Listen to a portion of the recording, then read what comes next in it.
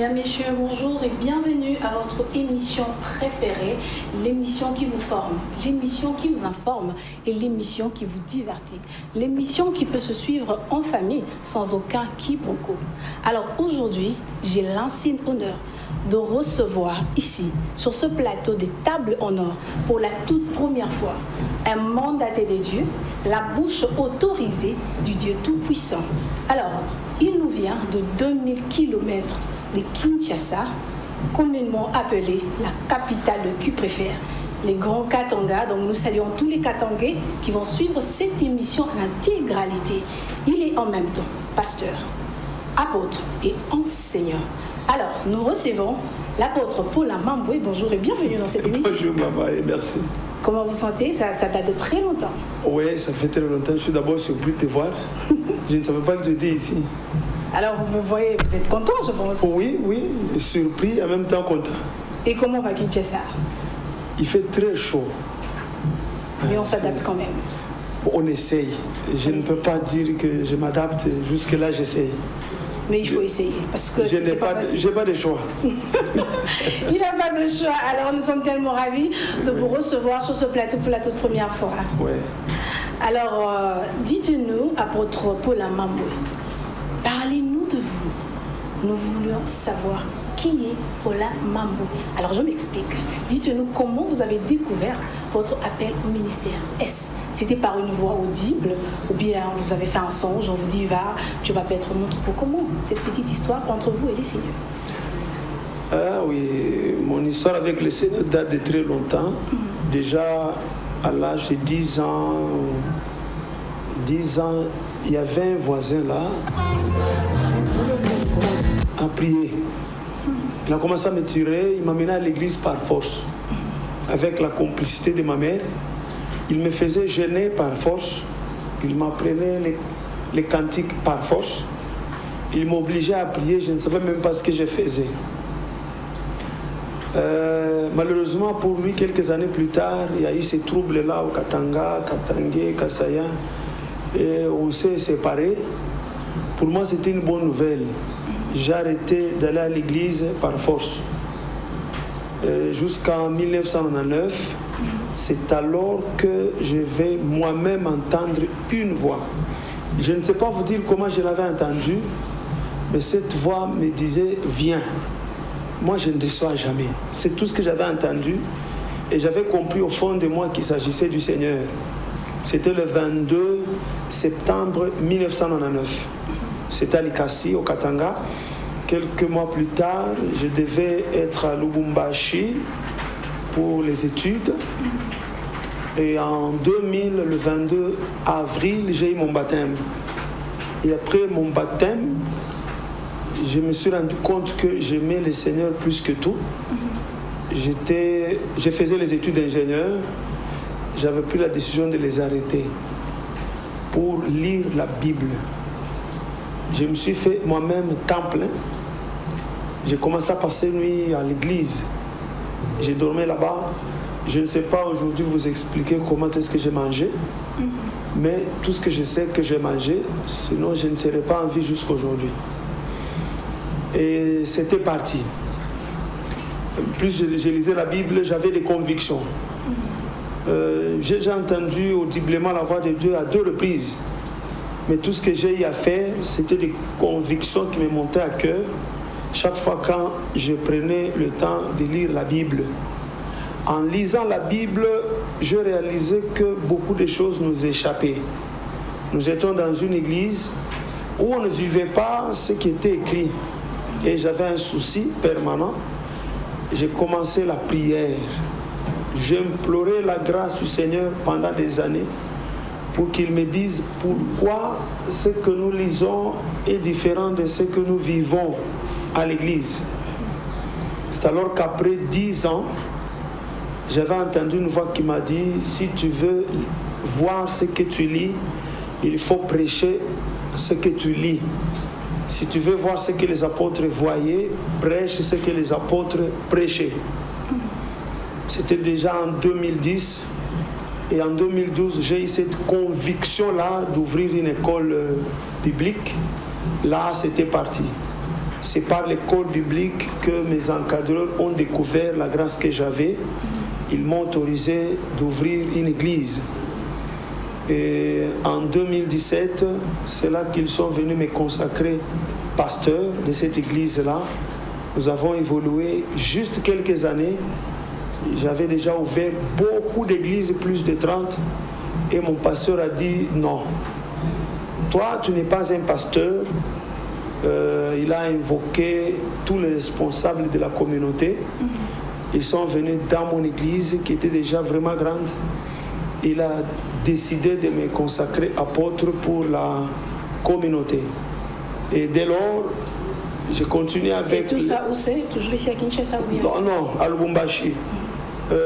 Alors, j'ai continué à faire le professeur à l'école, à faire le pasteur dans mon église et à faire l'apôtre dans la communauté. Et aujourd'hui, ce qui m'a amené ici, c'est l'école. Parce qu'une des mamans à qui j'ai donné les cours à l'école, qui est devenue une brebis de mon église, est venue ici à Kinshasa pour un deuil. Elle a senti la conviction de commencer l'école en ces lieux et de répandre le message de l'école. Et avec le temps, ça n'a pas tardé, elle a convaincu beaucoup de gens. Et l'école a commencé. Et c'est dans le cadre de l'école que je suis en ces lieux. Elle a organisé une conférence biblique. Elle m'a appelé. On va y arriver. Voilà la raison de ma présence à Kinshasa. Très bien. Alors, de vous entendre parler, c'est comme qui dirait, il y avait un peu de soubresaut au début de votre ministère. Ce n'était pas facile du tout. Alors, nous aimerions savoir, parlez-nous de vos soubresauts, le moment le plus difficile que vous avez rencontré dans le cheminement vers votre ministère. Voilà. Le moment le plus difficile commence quand je prends la décision d'arrêter les études. Je suis l'aîné de notre famille. De combien d'enfants? Nous sommes à 13. Okay. Il y a 10 garçons et 3 filles. Moi, je suis l'aîné. L'aîné de la famille qui fait les études d'ingénieur, il arrête. Ce n'est pas une bonne nouvelle pour tout le monde. Alors, j'avais des problèmes très sérieux avec les membres de ma famille biologique.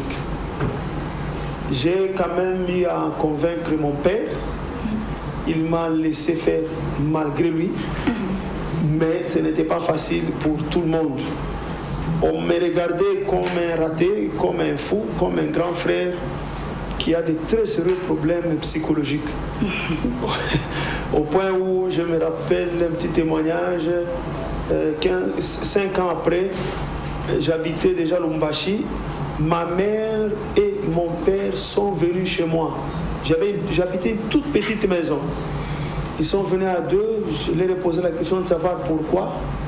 Comme ils sont à l'église catholique, un jour un prêtre, en pleine messe, il dit: voilà, vous qui avez des enfants qui avaient abandonné les études, disant c'est pour les seigneurs, sachez que ces enfants-là sont sacrifiés par certains pasteurs des églises du réveil pour le bien fondé de leurs églises.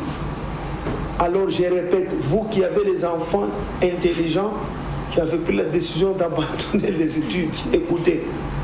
Alors papa et maman ont pris la décision de venir à Lubumbashi, me faire voir que j'étais ensorcelé. Quand maman disait ça, elle pleurait. À Lubumbashi, notre fils, tu es ensorcelé. Ce n'était pas facile. Moi, je croyais que comme je prends la décision pour le Seigneur, cette décision serait le bienvenu dans l'église. Malheureusement pour moi, même dans l'église, j'ai rencontré des hommes de Dieu, des pasteurs qui me disaient que cette décision n'était pas bonne. Je m'étais trompé et que j'allais beaucoup regretter dans les jours à venir. Ça, c'est le moment le plus difficile. Maintenant, quand j'ai la vision par rapport au ministère, parce que Dieu m'a fait voir que la priorité de l'Église doit être l'enseignement. J'ai eu encore un deuxième problème. Quand ils m'entendent insister sur la lecture de la Bible, ils m'entendent insister sur l'importance des enseignements, ils disent voilà, en plus d'abandonner les études, ils risquent de perdre les troupeaux du Seigneur. Comment nous insistons sur la prière et les jeûnes, lui il insiste sur la lecture de la Bible et les enseignements. Là, c'est maintenant un problème que j'avais avec l'Église. On me prenait d'abord pour un distrait parce que j'ai abandonné les études et que je n'aurais rien dans la vie. Et maintenant, c'est un problème d'enseignement. J'insiste sur la lecture de la Bible et l'enseignement. Ah, c'était la débandade.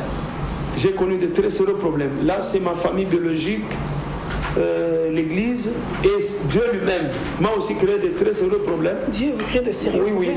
Okay. Oui,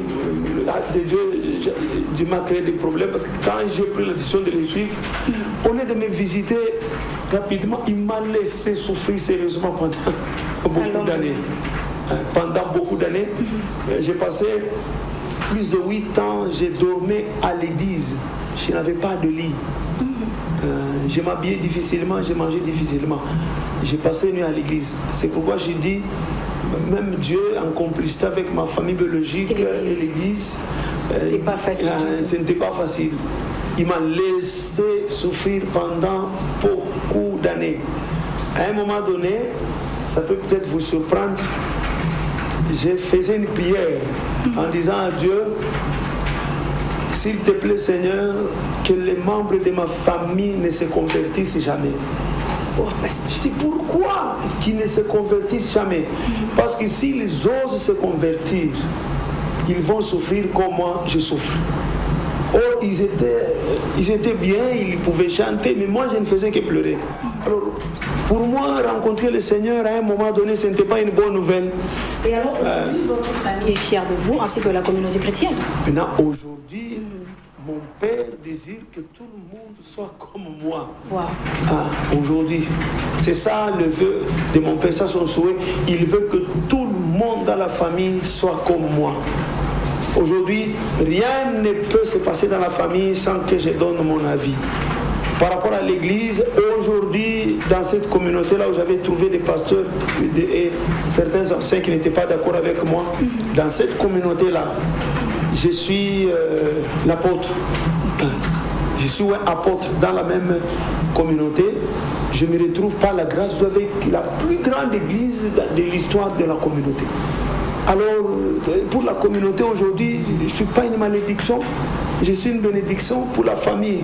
Je suis une bénédiction et Dieu qui a lâché un peu prise, aujourd'hui je respire un peu et je peux dire que rencontrer le Seigneur, c'est la bonne décision que j'ai eu à prendre dans la vie. Alors nous sommes fiers de vous. Oui. Alors nous savons que la raison de votre présence ici à Kinshasa, c'est de donner la conférence qui tiendra en date du 4 au 5 mai, qui est déjà l'affiché là déjà, ça passe. Ça tiendra en date du 4 au 5 mai. Alors j'ai été stupéfaite de voir votre thème. Quand j'ai vu, j'ai dit wow, mais cet apôtre nous vient d'où? Est-ce qu'il nous vient de la planète Terre ou bien il nous vient de la planète Mars? Parce que votre thème est intitulé le fondement de Jésus-Christ. Pourquoi ce choix de thème? Et pourquoi ce choix? C'est depuis l'année passée, au mois de novembre, que le Saint-Esprit m'avait mis à cœur ce thème. C'est depuis novembre et ça prendra toute l'année. Je parle du fondement de la foi chrétienne ou le fondement qui est Christ lui-même. Vous savez, une question est posée dans le livre des psaumes. Si les fondements sont renversés, le juste, que fera-t-il? C'est-à-dire quoi? Toute institution a un fondement. Si le fondement n'est pas bien posé, toute institution a des problèmes. Je crois que c'est au 5e niveau ici. Hein? 5e niveau. Oui. Si ce bâtiment résiste jusque-là, c'est parce que le fondement est solide. Même l'Église a un fondement. Aujourd'hui, l'Église n'a pas une très bonne réputation. C'est parce que nous avons oublié d'où nous venons. Il y a un verset qui m'avait aussi beaucoup inspiré. Nous sommes dans Job chapitre 8, le verset 8. Cet homme dit « Interroge ou interrogez ceux des générations passées ». Mais apôtre, est-ce que vous croyez que les gens vont répondre favorablement à votre invitation? Parce que de nos jours, on est déjà habitué à dire que la richesse, l'or et l'argent appartiennent aux enfants de Dieu. Voilà le thème qui nous attire un peu. nous d'aujourd'hui. Mais vous venez avec le fondement de Jésus-Christ. Est-ce que vous ne serez pas seul avec les membres venant de Lubumbashi, ou bien vous pensez que le peuple quinois sera là? Non, je ne pense pas. J'ai la certitude qu'ici à Kinshasa, il y a beaucoup d'enfants de Dieu qui reconnaissent la voix de leur Père. Et quand je parle du fondement, déjà les thèmes retentissent dans les cœurs de beaucoup d'enfants de Dieu dans cette ville de Lubumbashi. J'ai commencé avec le même thème à Likasi, il y avait beaucoup de gens. À Lubumbashi, n'en parlons même pas. Et à Kinshasa, je sais qu'il y a beaucoup d'enfants de Dieu qui sont dans cette ville, au-dedans d'eux. Ils souffrent des besoins d'entendre la voix de leur Père. Vous savez, si vous parlez de la parole de Dieu authentique, tous ceux-là qui sont enfants de Dieu, partout ils se retrouvent, ils sentent en eux-mêmes que c'est ça la voix de notre Père. Apôtre, vous secouez le pasteur, ou bien vous avez un problème avec les autres, quoi? Non, non. Ce genre de thème, parce que c'est pas normal quand même, ce genre de thème. Bon, moi, je donne le thème que le Saint-Esprit me met à cœur. Moi, je n'ai rien à faire avec d'autres pasteurs. Chacun a reçu son appel. Vous savez, nous pouvons être appelés pasteurs, mais nous pouvons servir des dieux différents. Oh bon, le mot pasteur ne suffit pas pour dire qu'on vient de l'Éternel. Non. C'est intéressant. Je dis bien le mot pasteur ne signifie pas qu'on vient nécessairement de l'Éternel, qu'on a été envoyé par l'Éternel. Non. Donc on peut venir de quelque part. On peut venir de quelque part. On s'est fait appeler qu'on vient de l'Éternel. On s'est fait appeler pasteur, on s'est fait appeler apôtre, docteur, mais on ne vient pas du Seigneur Jésus. On ne vient pas du Seigneur Jésus. Et moi, je n'ai rien à faire avec tout cela qu'on appelle pasteur. Moi, j'ai affaire aux enfants de Dieu. Les enfants de Dieu, comme Jésus-Christ a dit dans son évangile, mes brebis entendent ma voix. Déjà, ce thème retentit dans les oreilles spirituelles de beaucoup d'enfants de Dieu dans cette ville de Kinshasa. J'étais surpris par l'équipe qui est venue pour préparer la conférence. Partout où il passait, et l'équipe était la bienvenue. Il y a des gens qui disent ça fait longtemps. C'est comme si les gens attendaient ça. Okay. C'est comme si les gens attendaient ça. Les enfants de Dieu sont fatigués avec le thème tel que 5 secrets pour entrer dans la destinée, 4 clés pour récupérer sa richesse. Depuis qu'on leur donne des clés, ils ne récupèrent rien. Jamais. On est fatigué. On en a tellement assez de trousseaux. Oui, on a tellement de trousseaux. On a tellement de trousseaux et aucune porte ne s'ouvre. Et quand Dieu m'a mis à cœur ce thème, moi je n'ai pas à regarder tout ce que les autres disent. Moi j'ai été envoyé par le Seigneur Jésus, je parle de ce qu'il m'a mis à cœur. Et depuis que je parle de ce que le Seigneur Jésus m'a mis à cœur depuis des années, les enfants de Dieu répondent toujours. C'est la première conférence dans cette ville. J'ai la ferme conviction que Dieu est là. Les enfants de Dieu sont là. Ils viendront pour entendre le fondement qui est quelque part renversé. Ils viendront entendre les choses qui constituent la force de la vie chrétienne. Vous savez, nous en tant que chrétiens, nous avons nos priorités. Nous avons nos objectifs. Nous avons nos soifs. Nous avons des choses que nous sommes en train de poursuivre. Moi, en tant qu'enfant de Dieu, je ne peux pas être là en train de poursuivre la richesse. C'est la distraction. Parce que je sais que tout ce que nous voyons va passer. Les sons de la trompette sonnent bientôt. Moi, je dois l'or et l'argent appartiennent aux enfants de Dieu. Quand même, il ne faut pas oublier cela quand même. Il n'est pas dit que l'or et l'argent appartiennent aux enfants de Dieu. L'or et l'argent appartiennent à Dieu. Ça appartient à Dieu. Ça appartient aussi aux enfants de Dieu. Non, c'est pour Dieu. C'est pour Dieu. C'est pas nous, les enfants de Dieu, c'est pour Dieu. Mais c'est à Dieu, c'est qui au papa, c'est à nous. Non, non. Nous qui sommes là sur la terre. Nous qui sommes là sur la terre. Vous savez, si vous êtes un prince, votre royaume se trouve en Angleterre, un exemple. Toute votre richesse est là. Si vous vivez au Congo, il est impossible que vous soyez entouré de toute votre richesse. Mais chaque fois quand vous serez dans les besoins, tout en étant à Kinshasa, comme vous êtes prince, on enverra quelque chose pour vous. C'est ce que nous vivons aussi. Jésus-Christ avait dit, vous êtes dans ce monde, mais vous n'êtes pas de ce monde. Ce n'est pas chez nous ici. Notre Père a l'or et l'argent.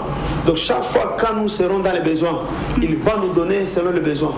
Ce n'est pas que nous allons nous asseoir sur l'argent ici, sur la terre. Non, ce n'est pas chez nous. Nous avons été envoyés en mission, nous avons des priorités et nous sommes concentrés là-dessus. Chaque fois que nous serons dans les besoins, notre Père, tout en étant ici sur la terre où ce n'est pas chez nous, il donnera.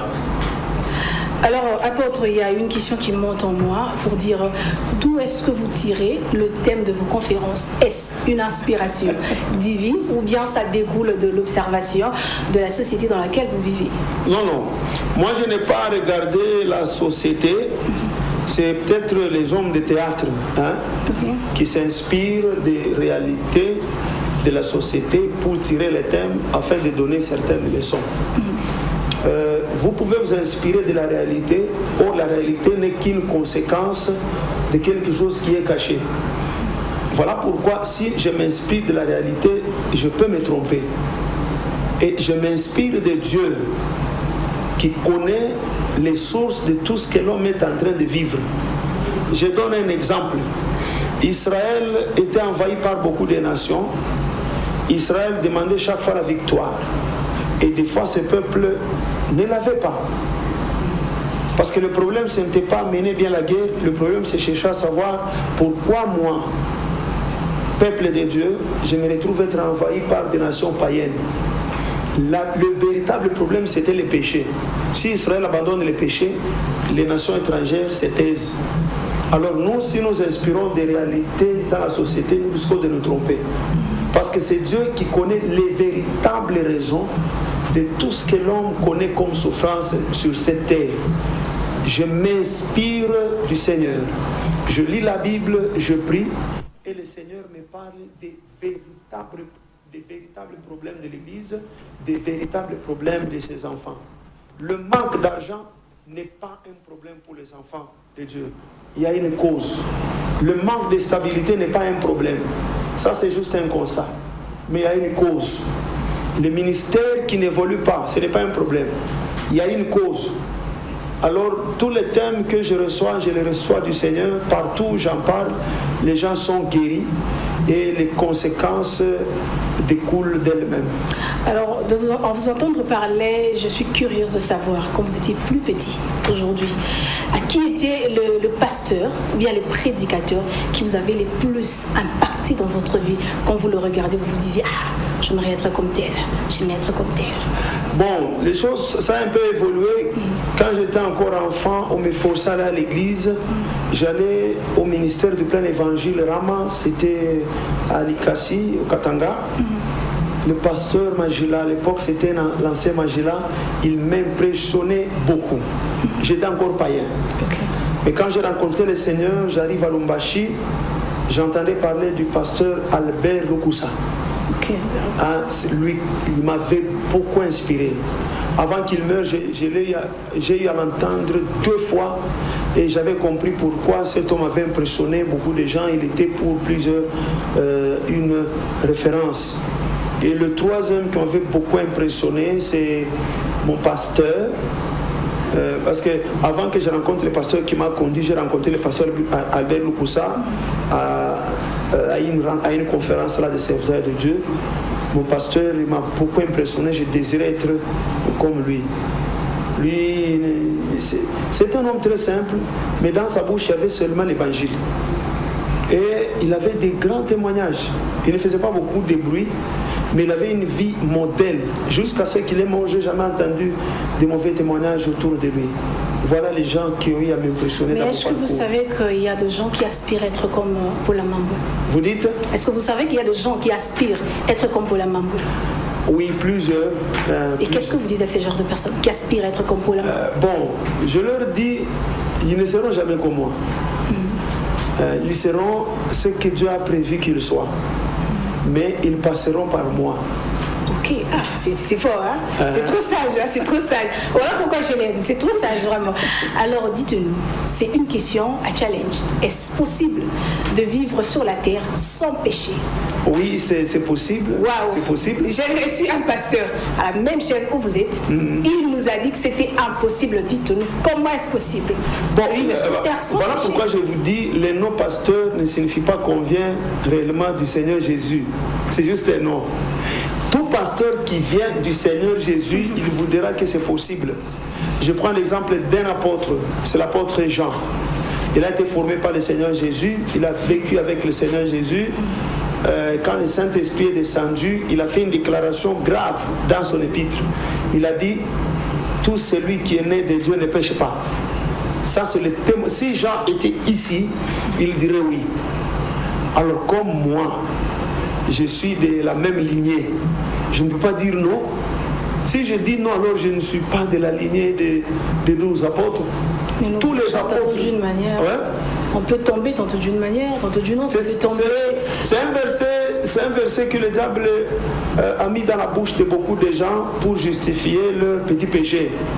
Mais il faut faire attention, il faut lire le verset dans son entièreté. Le verset dit, nous bronchons tous de plusieurs manières. Et la Bible continue. Celui qui ne bronche pas en parole, c'est un homme parfait. Il faut donner la suite. Celui qui ne bronche pas en parole, c'est un homme parfait. Ça signifie quoi? Ça signifie quoi? C'est-à-dire que la voie la plus fréquente par laquelle l'homme se suit, c'est la bouche. Donc si vous arrivez à... La vue aussi. Non, la vue c'est après. Mais c'est beaucoup plus la bouche. Si vous arrivez à tenir votre langue, vous pouvez vous conserver parfait. Écoutez, un jour, on a présenté au Seigneur Jésus une femme adultère. Les gens qui sont venus ont fait beaucoup de bruit. Et après, ils sont partis. Jésus est resté seul avec cette femme. Vous savez ce qu'il lui a dit? Moi non plus, je ne te condamne pas. Il lui a dit, va et ne pêche plus. Parce que si Jésus n'était pas sûr que c'est possible de mener une vie sans péché, il allait dire à cette dame-là, va et ne pêche plus. Non. Alors, qui direz-vous de ce qu'il dit, nous péchons en pensée, en parole, par action et par omission? Oui, moi je ne peux pas dire, moi je ne suis pas de cette catégorie, de cette espèce-là de gens qui disent nous péchons en parole, nous péchons en pensée. Quoi encore? Par action et par omission. Par action et par omission, non. Non, il n'y a pas de péché par omission. Tout le monde sait ce que je fais là n'est pas bien. Tout le monde. Non, deux fois, on peut faire ça et puis la conscience vient après. La conscience vient après. Alors vous avez un très sérieux problème. Vous commettez l'acte, vous êtes en conscience. Mais quand, après l'avoir commise, non, celui qui a le Saint-Esprit, la Bible dit, le Saint-Esprit vous convaincra du péché. C'est-à-dire, ce n'est pas après avoir péché qu'il va vous convaincre. C'est avant que tu commettes le péché, il te dira, ça c'est le péché, ce n'est pas bien. Donc tout celui qui pêche, selon la parole de Dieu, il les fait expressement. Sinon, à moins que tu n'aies pas l'Esprit du Seigneur, là tu peux commettre un mal, après tu regrettes. Mais si tu as l'Esprit du Seigneur, avant de commettre une faute, on te dira là-haut, dedans de toi, que ça ce n'est pas bien, ne le fais pas. Chimanga, je pense que tu as entendu, toute personne qui commet le péché, s'il a l'Esprit du Seigneur, donc il le fait sciemment. Oui. Chimanga, je pense que tu as entendu. Alors, dites-nous, apôtre, quelle différence faites-vous entre l'église primitive d'alors et l'église d'aujourd'hui? Voilà, l'église primitive ou l'église des apôtres, cette église avait certains objectifs. Premièrement, le salut des âmes, c'était ça la priorité de cette église-là. Le salut des âmes. Après le salut, la Bible dit le Seigneur ajoutait chaque jour à l'église ceux qui étaient sauvés. Ceux qui venaient à l'église, on leur donnait des enseignements pour mener une vie sérieuse sur la terre afin d'hériter le royaume du ciel. Donc ceux qui étaient à l'église, ils étaient là pour attendre le retour du Seigneur Jésus. Maintenant, dans certaines églises actuelles, ceux qui sont à l'église, ils sont là pour attendre le mariage, ils sont là pour attendre l'emploi. C'est déjà une grande différence. Au point où nous ne savons pas établir la différence entre le monde et l'église actuelle. Je parle de ceux qui se fait voir. Mais je ne dis pas que c'est tout ce que vous voyez et c'est ce qui existe, non. Aujourd'hui, dans cette ville de Kinshasa, aujourd'hui à Lubumbashi et partout ailleurs, il y a les églises du Seigneur où les gens sont là pour attendre le retour de Jésus. Maintenant, ce sont les faux qui font trop de bruit même aux médias. Le vrai, ils sont bien instruits par le Seigneur. Ils n'aiment pas faire trop de bruit. mais ils existent. Ils existent. Il ne fait pas trop de tapage, mais ils existent. Ils existent. Parce qu'un jour, Élie fouillait Jézabel dans son entretien avec le Seigneur. Il dit à Dieu, tout le monde a fléchi devant Baal. Je suis resté moi seul. Mais Dieu lui a dit, non, tu n'es pas seul. Il y a 7000 qui n'ont pas fléchi les genoux devant Baal. Ce sont les faux qui font trop de bruit. Mais je vous dis, dans cette ville de Kinshasa, il y a des églises où il y a les gens qui attendent le retour du Seigneur. Dans cette ville de Kinshasa, il y a les églises charismatiques où les gens parlent la langue, où les gens prophétisent, où les miracles authentiques se produisent. Dans cette ville de Kinshasa, moi j'ai la pleine conviction, parce que le Seigneur ne rate jamais sa mission. Dans toutes les générations, le Seigneur, le Saint-Esprit accomplit toujours un travail parfait. Mais les gens qui accomplissent de bonnes œuvres, ils ont cette habitude-là de ne pas faire trop de bruit. Ce sont les gens qui ne font absolument rien, qui n'ont rien réalisé, qui font trop de tapage. Mais celui qui est instruit par le Seigneur, il sait qu'il ne doit pas faire trop de tapage. Il parle et le Seigneur lui-même rend témoignage. Alors pourquoi de nos jours le message de sanctification sont mis de côté au profit de l'évangile de biens matériels? Oui, c'est ça le problème. Ces messages-là de la stabilité matérielle, c'est un message avec lequel beaucoup de gens font du bruit. Et quand ils font trop de bruit, nous avons l'impression comme si le message de sanctification n'existait plus. Ce qui n'est pas vrai. Parce que dans l'environnement où je me retrouve, dans cette ville, il y a mes enfants qui sont venus ouvrir des églises. Ils parlent de la sanctification. D'abord, la sanctification, c'est quoi? La sanctification, c'est cette vie-là correcte. Oui. Quand on dit sanctification, on parle d'une vie correcte. Donc, là où le Seigneur agit, là où le Saint-Esprit agit, ces messages existent jusqu'aujourd'hui. Maintenant, comme vous, je vous comprends facilement, hein, vous êtes des journalistes, et ici, vous recevez souvent les gens qui font du tapage par rapport aux biens matériels. Mais renseignez-vous, fouillez dans cette ville, vous allez trouver les gens qui parlent de la sanctification.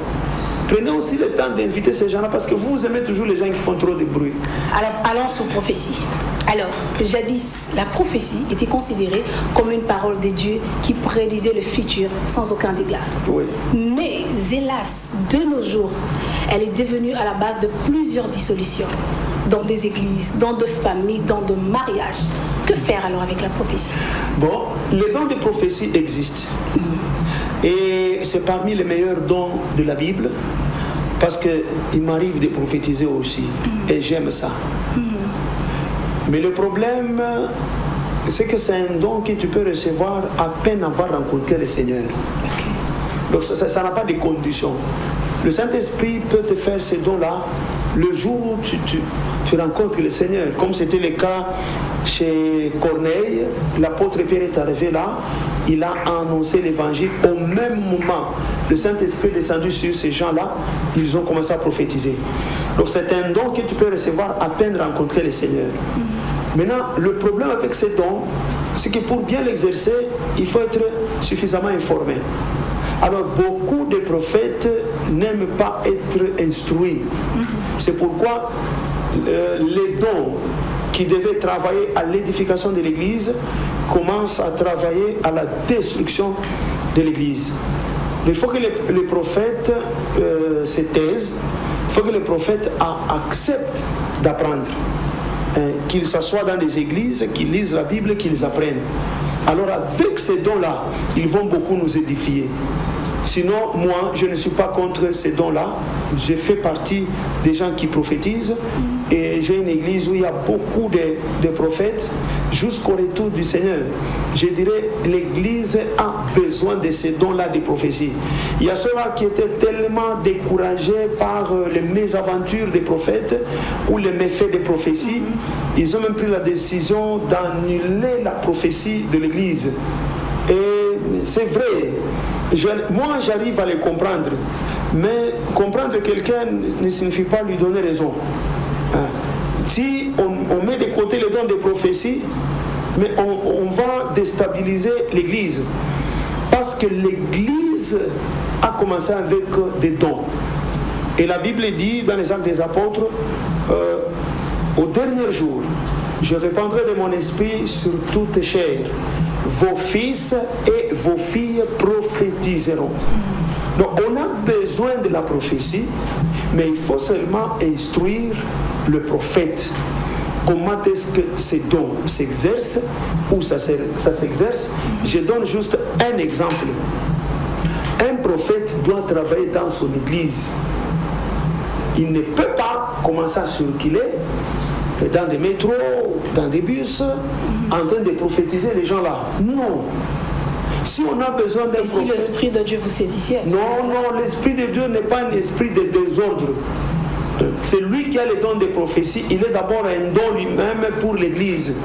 Ce qui fait que les gens doivent aller à l'église le suivre. Ce n'est pas à lui de circuler partout, donner les messages aux gens en cours de route. C'est ce qui sème les troubles. Ce n'est pas à lui d'aller dans des familles. Être prophète, c'est quelque chose d'extraordinaire. Il faut savoir ce que vous valez. Là, vous allez vous mettre à un endroit, ce sont les gens qui viendront là où vous êtes.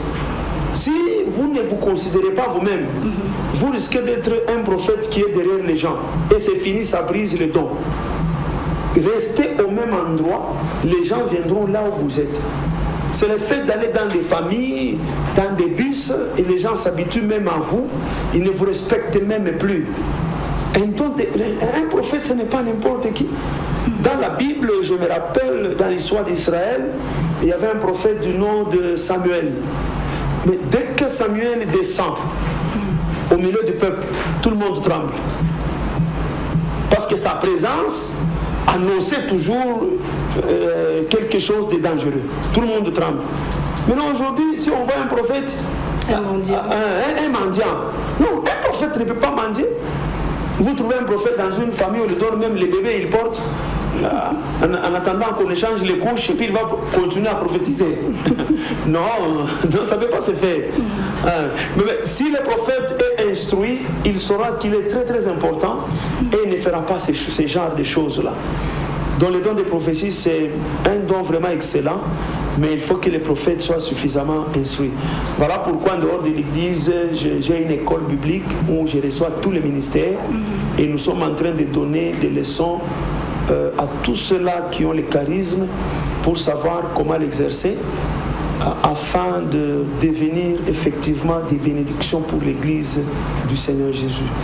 Alors, apôtre, dites-nous, j'ai eu la chance de vous voir en train de faire vos premiers pas dans le ministère. Oui, toi, tu et as la j'ai chance. aussi eu cette chance de vous voir dans cette ascension dans la pastorale. Oui. Je vous vois en train de monter. Parce que, alors, j'aimerais savoir, quel est votre secret? Parce que vous êtes tellement modeste que quand vous avez commencé et aujourd'hui vous êtes dans l'ascension, vous êtes toujours modeste. Nous aimerions savoir le secret de l'apôtre Paulin Mamboué, c'est quoi? Mais bien avant de répondre à cette question, il y a une surprise que nous sommes en train de vous garder. Nous avons une petite surprise.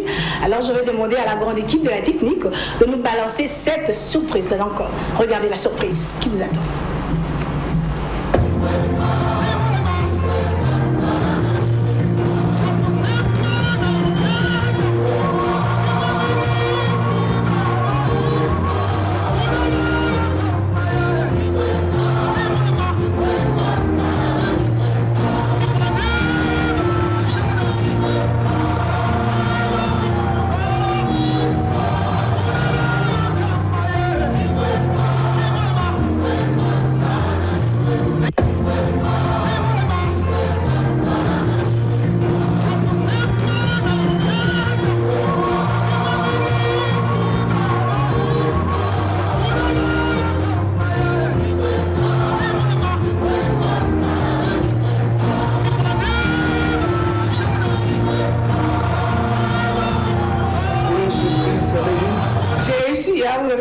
Vous avez réussi. Donc vous avez aimé, oui, alors vous avez senti, c'est pour la toute première fois de voir un grand serviteur que vous êtes on babouche si simple. Alors expliquez-nous maintenant, je reviens. Le secret de votre simplicité, de votre modestie, c'est quoi? Bon, est-ce qu'il y a un secret? Je ne pense pas qu'il y a un secret. Vous savez, Jésus-Christ lui-même, lui qui est Dieu, Fils de Dieu, il passe 3 ans et demi sur la terre, il a ressuscité des morts. Il a guéri des milliers et des milliers de malades. Moi, jusque-là, je n'ai encore rien fait. Mais le jour de son arrestation, Judas, qui est allé le vendre, il a dit aux gens qui devaient l'arrêter, il leur avait dit, faites attention. Cet homme est tellement simple. Si je ne vous dis pas qui il est, vous risquez d'arrêter Pierre. Donc, malgré tout ce qu'il a accompli, malgré sa divinité, si vous arrivez dans la foule, vous ne saurez pas les distinguer des autres. Alors, Jésus, son disciple, la Bible dit tout disciple accompli, il est comme son maître. Je ne vois pas les raisons d'être orgueilleux et je ne fais rien pour être simple. D'abord, c'est vous qui me dites que je suis simple. Pour moi, je vis ordinairement. Mais vous savez que cette petite vidéo a traversé des océans, de pays, donc des continents. Est-ce que vous le savez?